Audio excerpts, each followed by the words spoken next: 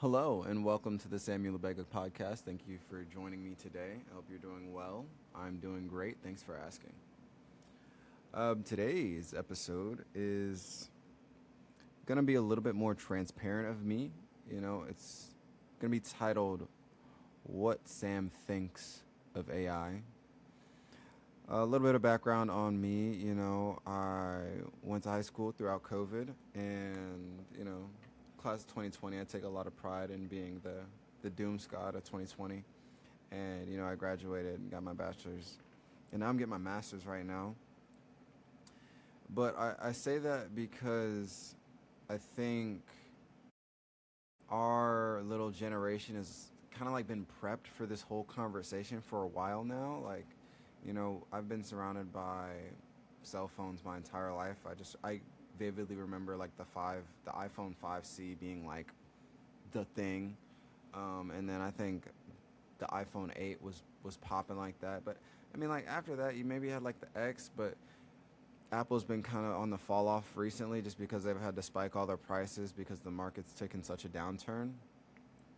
But I'm trying to get a point across that like technology has always been the forefront of what's been attention grabbing for a person like me, especially in my shoes and my demographic. But now it's gotten unfun, man. It's gotten to the point where everybody wants to use the idea of AI to eliminate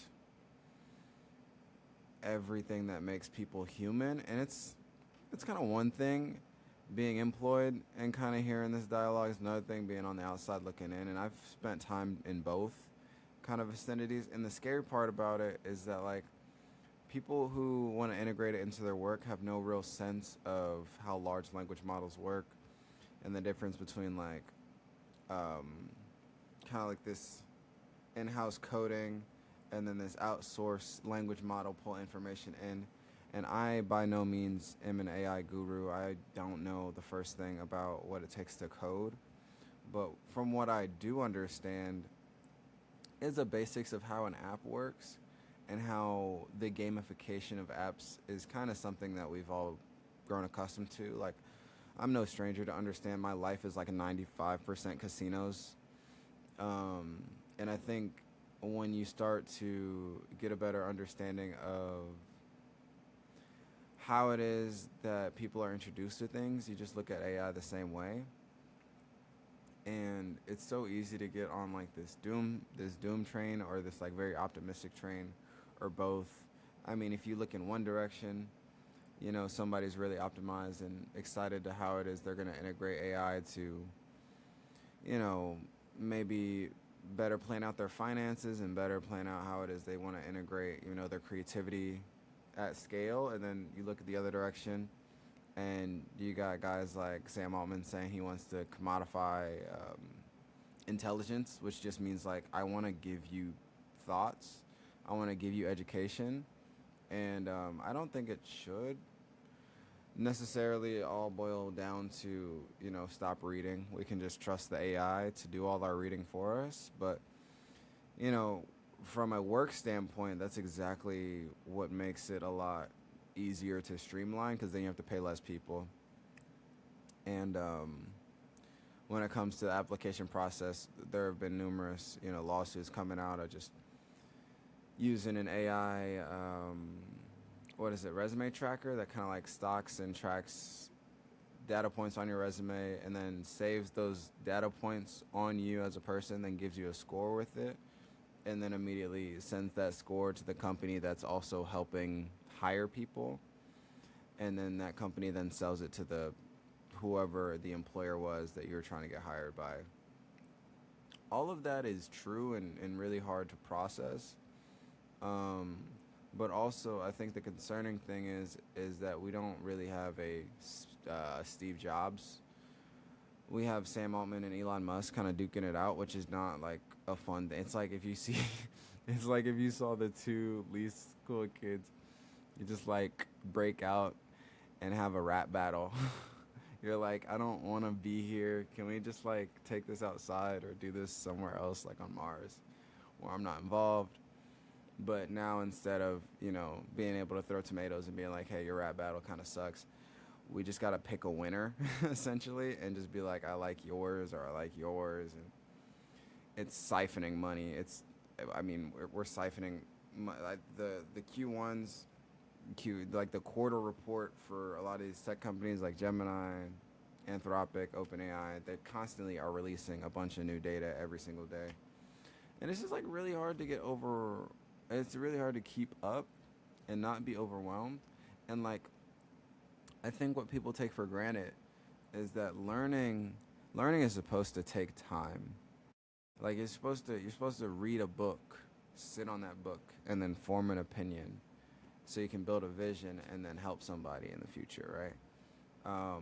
Even with AI can be used to accelerate learning ideas. So you give somebody who has a good idea, and then you give them the acceleration tool.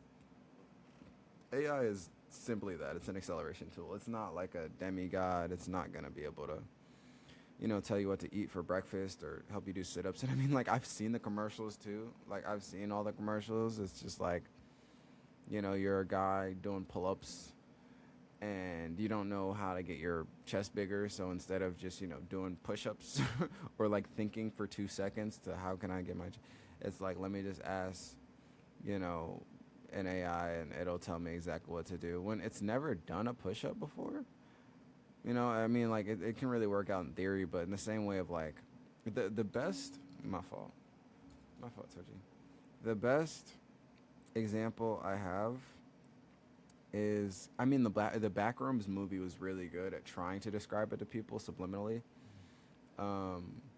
But I look at AI as kind of a cafeteria lady, okay? And this cafeteria lady has never eaten food before.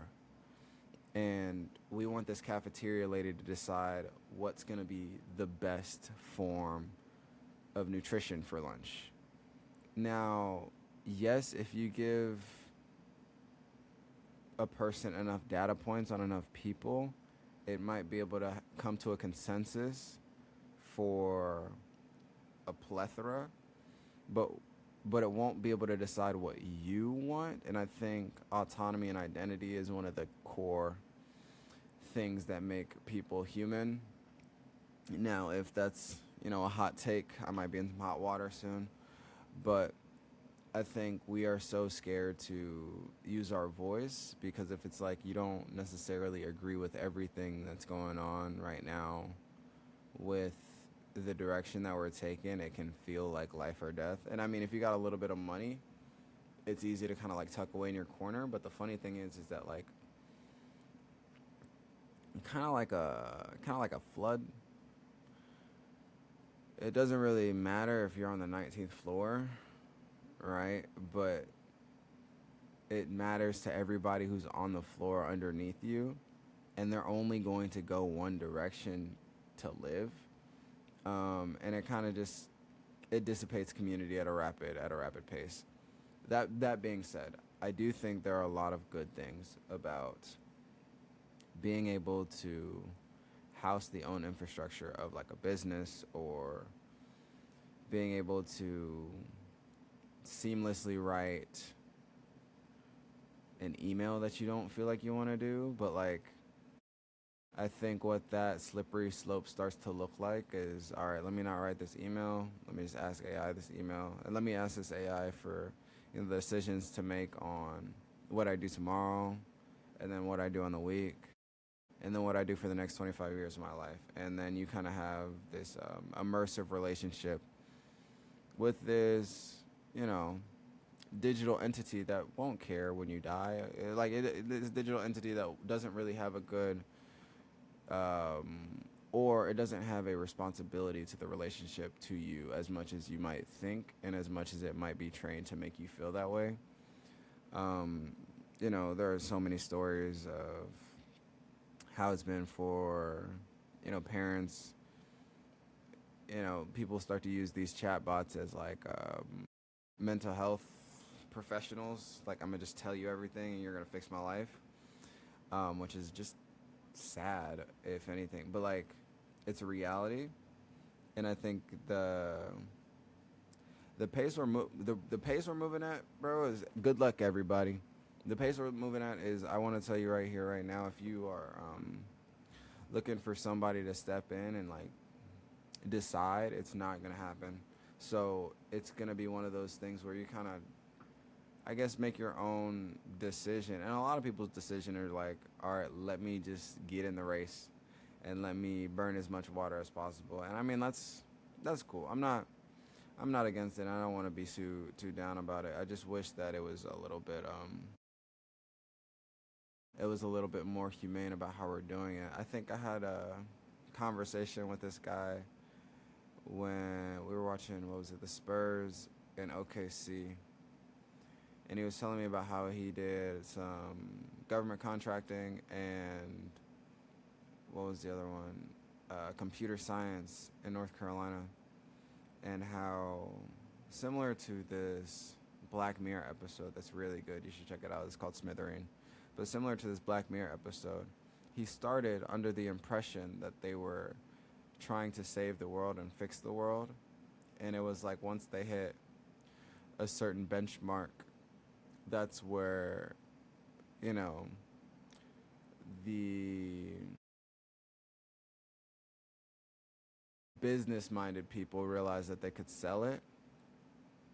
And once we kind of flooded the market with it, we saw how profitable it was, but it wasn't quite finished yet.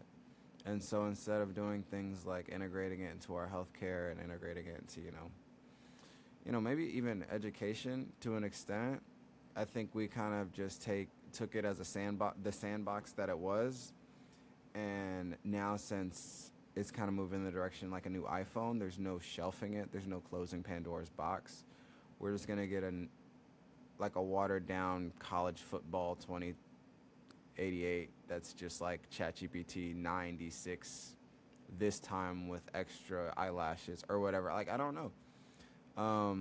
So that's where I stand on that. And I could vent for that for a very, very long time. Now, what is my silver lining is I feel like we should just go back to robots. I feel like we should just make some robots fight.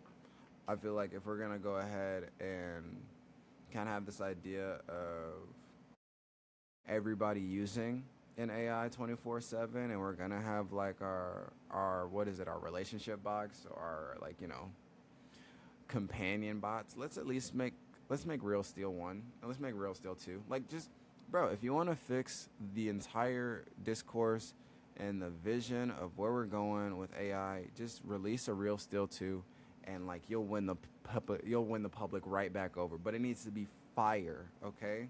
Because right now everybody has is Ex Machina and whatever Christopher Nolan's gonna cook up in a couple of years. And I think it's just very depressing. And then we got Terminator. It's just very it's not looking good. And I think it's made a lot of lazy writers. It's made a lot of lazy people. It's ruined Twitter. It's ruined Threads. It's ruined any safe place for writers to find good writing. And with what Anthropic's doing right now in digitally deleting books, it's gonna be real. Like, you're gonna get a very curated version of reality here pretty soon. And I just wish people saw that for how impactful and potentially detrimental that was, or that is. But I think right now there is so much money in the eye. There's so much money and fear in the eyes of everybody that everybody's lives who are being impacted by this whole artificial intelligence idea, that we all have to keep our mouths shut. And I think it'll just kind of continue to stay that way until we decide what the next general direction is going to be next. But I don't know. I think you don't get the movie Cars, you don't get Toy Story, you don't get Moana, you don't get any Pixar movie before 2008 if you have somebody in the writer's room who's using AI to help with the storyboarding. You lose art, but I think as the media literacy decreases, the art sucks, but the people are also stupid, so they think it's good art. So it's a snake eating its tail, and then you'll be watching Fast and Furious 19, wondering, I don't know why Hamilton has so many big words in it, right? And I don't think it'll happen to us overnight, but I think we, as the Gen Z COVID babies, who are the first like rendition of this experiment, are the first like sacrificial lambs of not only this loneliness epidemic, but just the fact that the way that social interaction works at a hierarchy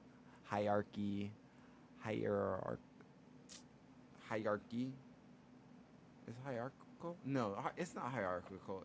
No, not hierarchical. Let me look. Jamie, Google hierarchical. Hierarchical. How do you say that? Say it out loud. Come on, Siri. Come on, AI. Say it out loud, man. We're going to figure it out together. Hierarchical. Oh, hierarchical. Yep, now I got to watch a 20-second Domino's ad. We love Domino's. Fan of the show.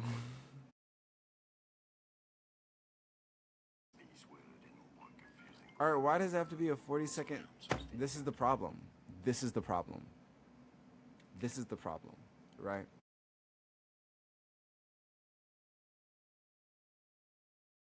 We are being sold the idea that AI is making our life better. Where? That's all. That's all I gotta say. Like, where? Where? It don't make Kendrick a better rapper. It don't make, I don't know, Titanic more timeless. I don't know. Like, it just doesn't.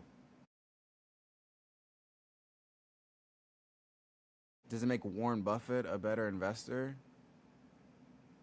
Probably, but only if he's talking to Sam Altman before the rug pull. Like, I wish we did a better job, because if not, we'll be watching 40-second ads and then another sponsored Kalshi video, and then, of course, whatever AI slop comes next. And it was so funny. I was in Best Buy looking at laptops today because I wanted to find some stuff for some editing equipment, and Apple was having like a team meeting telling Best Buy workers how to like sell their product. And it was scary. It was like a 4-hour meeting. And I was like, hey, yeah, no, I just want to look at these laptops over here. It's cool. I'll wait till you guys are finished. Dude looks at me and is like, no, we're going to be here for another 3 hours. 3 hours? Doing what? And the whole time they're just talking about like upsells. Like, all right, if you're going to buy this computer, we got to buy these AirPods with it. And the AirPods, you got to get the mouse. And if you don't sell the mouse with it, you're not selling accessories, then, that's a bad day. And I'm like, geez. Like, we are going to try to pull as much as we can out of this techno life, out of the tech. And people are realizing you don't need tech. Like, yes, our generation, everybody who's below 30 needs to buy all the equipment. They need to buy the podcast equipment. They need to buy the headset. They need to buy the webcam. All of it. You're going to need to document your entire life. Do or die. It doesn't matter if you work at Walmart. It doesn't matter if you're a coach. It doesn't matter if you sell slippers. And the only way you're saved is if you're a doctor or a lawyer. Even a lawyer. I saw this case, a law where, and a lot of them are boomers, so I can't get too mad. It's like a 86-year-old dude. He's reading a transcript that he asked ChatGPT for, I guess, his, I don't even know what it's called when you deliver your speech. You're like dressed up in a suit to the lawyer, Mr. Lawyer, sir. For another human response, you can also say, Your Honor, I didn't do it. Yep, that sounds good. And he just walks off, sits in a chair, and poops in his diaper. Like, it's real weird, and we're not in the driver's seat. That's the only messed up part about it. It's like the people who are most, the people y'all gave all the technology to, the phones, the laptops, and locked them in a room. You can't do anything to change it. So now it's like we're all jesters. We're gonna be laughing at it for a while. But that being said, try not to get too down about it. Try not to over focus on the fact that you're kind of in the last train car before before the Hunger Games. I think the cool thing is that what survives will be very integral to, I guess, the next phase of human experience. I don't think the people after us, like, I don't think Gen Alpha's kids are going to want to be able to, are going to want to sit in a room all day and watch an iPad. Now, if they're, chained to a floor doing it, maybe, I don't know, but it'll be interesting to see how we continue to use our creative freedoms where we can, make connections where we can, so that we can move forward in that process instead of dwelling on the past, because we're always going to be able to be sold the negative. I think the negative is the most profitable thing because people just like to be informed, but I think you can only be informed by so many negative things at once before you're just not a very good contributing person to society. Like, if all I know are explosions and bomb threats, at some point the only help that I have for somebody is like, bomb. And I don't know how to fix it. I mean, if anything, you didn't help, because now I'm looking. If there was a bomb and I didn't know, appreciate it. Like, find your little well of water, even if that is, your coding life or your job and your friends, and you want to close your ears on everything else. Do it. Don't listen to me. Go ahead and close your ears on everything else and find your little slice of happiness. Because if you ask me,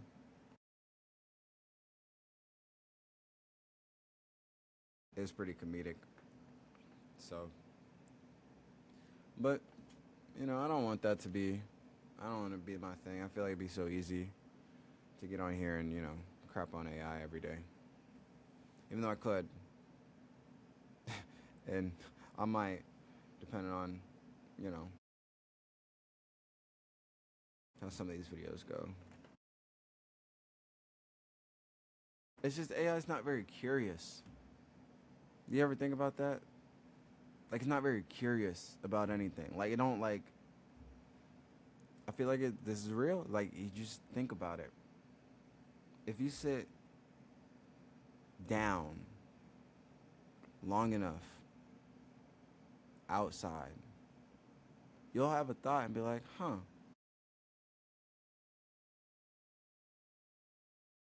man, I've never really thought about it, but like, what makes caterpillars need to turn into butterflies, right? And you Google that, because it's really easy to Google that, right? And we teach the AI to have all the answers, but it can't really draw questions out. And if you stop asking questions, you stop growing. And that's a very, very stagnant life. I don't want to do that. I don't think people should do that. Always be curious. Always ask questions. Support your local artists. Keep moving forward. I hope that was, it was a little longer than I intended it to be. I try to keep these things under 15 minutes so you guys can actually, the three of you can check it out, listen, and enjoy. So please like and subscribe. I hope you guys liked it. And I'll see you guys in the next one. Peace.